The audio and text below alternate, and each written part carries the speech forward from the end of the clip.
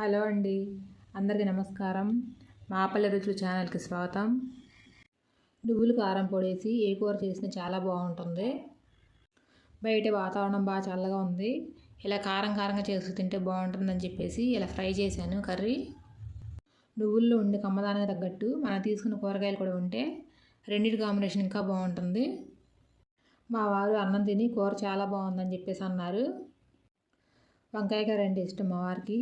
తెల్ల వంకాయలు తీసుకొచ్చి కర్రీ చేసి వేడి చేయమని చెప్పేసి అన్నారు. తెల్ల వంకాయల మీద తోలు పలచగా ఉంటుంది. నల్ల వంకాయల కన్నా ఇవి త్వరగా మగ్గిపోతాయి. ఈ తెల్ల వంకాయల్లో కండ ఎక్కువగా ఉండి కూర కూడా కమ్మగా ఉంటుంది. అందుకని ఈ కూర టేస్ట్ ఇంకా పెరగడానికి నువ్వుల కారం వేసి చేశాను నేను. ఈ ఫ్రై అన్నంలోకే కాకుండా చపాతీ, రోటీ, పులకల్లో కూడా తినొచ్చు, చాలా బాగుంటుంది. వీడియో చివరి వరకు చూడండి, స్కిప్ చేయొద్దు. వీడియో నచ్చితే లైక్ చేయండి, షేర్ చేయండి. మా పల్లె రుచులు ఛానల్ని సబ్స్క్రైబ్ చేయండి. నా పద్ధతిలో చేసే ఈ టేస్టీ కర్రీని ఎలా చేసానో చెప్తాను. ముందుగా వంకాయ ముక్కలు కోసుకోవడానికి కొంచెం నీళ్ళలో ఉప్పు వేసుకుని వండించుకోవాలి. వంకాయలు ముందుగానే శుభ్రం కడిగేసేసి వండించుకోవాలి.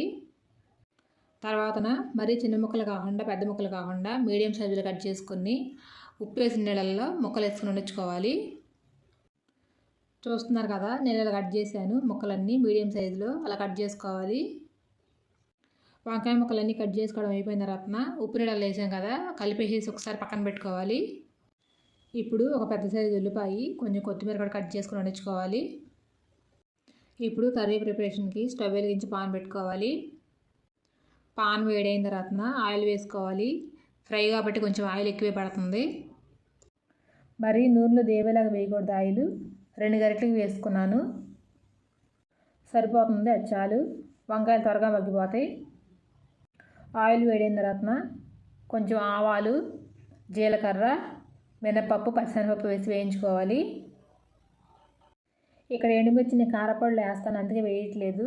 మీకు కావాలని తాలింపులు కూడా వేసుకోవచ్చు.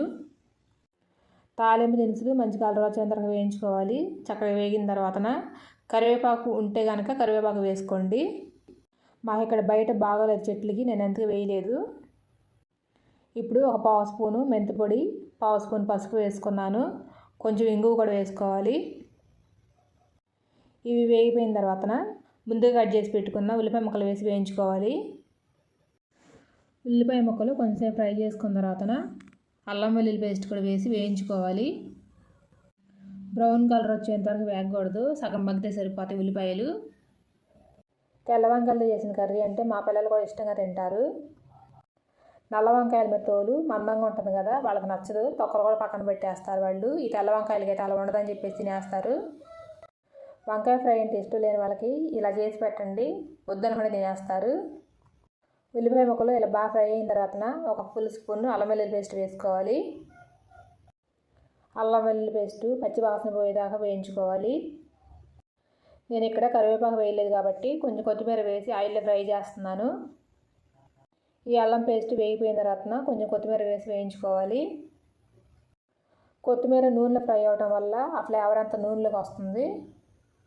కూర అంతా అయిపోయినాక లాస్ట్లో వేస్తే అదొక ఫ్లేవర్ ఉంటుంది కర్రీ.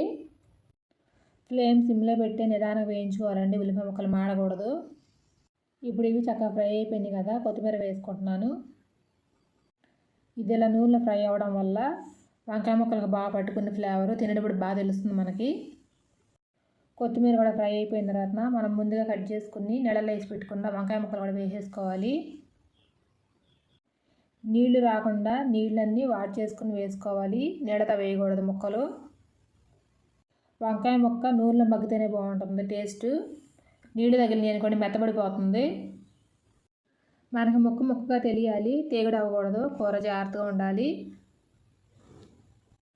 ఇప్పుడు వంకాయ ముక్కలన్నీ వేసుకున్న తర్వాత ఇలా బాగా కలిపేసుకుని ఒక 5 నిమిషాలు మూత పెట్టి మగ్గనివ్వాలి. ముక్క చెదరకుండా మధ్య మధ్యలో కలుపుకుంటూ మూత పెట్టి మగ్గనివ్వాలి. ఇప్పుడు ఈ ఫ్రైలోకి నువ్వుల కారం నేను ఎలా ప్రిపేర్ చేస్తానో చూపిస్తాను. పక్కన మరో స్టవ్ మీద పాన్ పెట్టుకుని వేడి చేసుకోవాలి.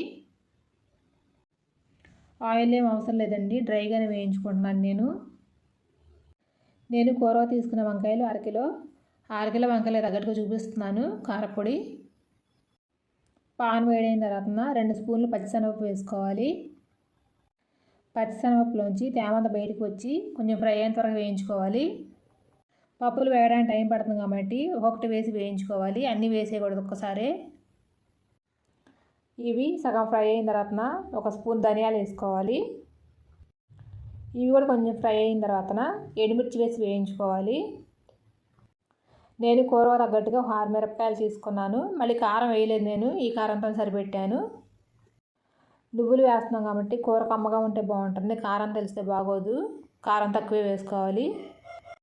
ఎండుమిర్చి వేసిన తర్వాత ఒక స్పూను జీలకర్ర కూడా వేసి వేయించుకోవాలి. నువ్వుల్ని ఎప్పుడు నేను ఫ్రై చేసుకుని పెట్టుకుంటాను ఇంట్లో. నేను ఇక్కడ ఫ్రై చేసిన నువ్వులు వేస్తున్నాను, అలా కాకుండా పచ్చి నువ్వులు వేస్తే కనుక సపరేట్గా వేయించుకోవాలి.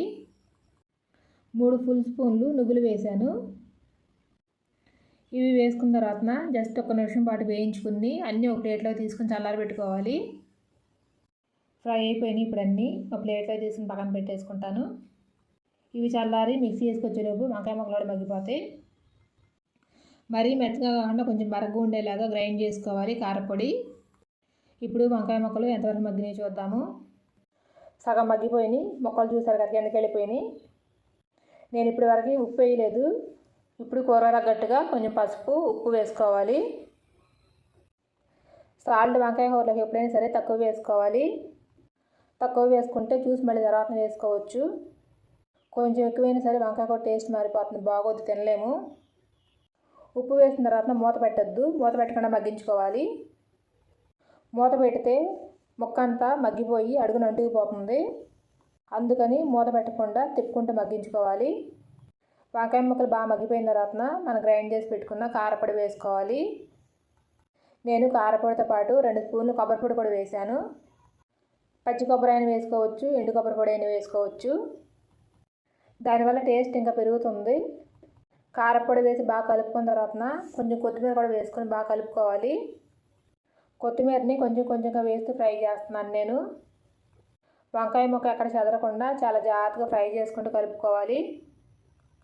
ఇలా 2 నిమిషాలు బాగా ఫ్రై చేసుకుంటే ఎంతో టేస్టీగా ఉంటే తెల్ల వంకాయ నువ్వుల కూర రెడీ. సైడ్ డిష్గా తినడానికి బాగుంటుంది, డైరెక్ట్గా తినడానికి బాగుంటుంది కర్రీ. ఈ ప్రాసెస్లో ట్రై చేయండి, అందరికీ నచ్చుతుంది.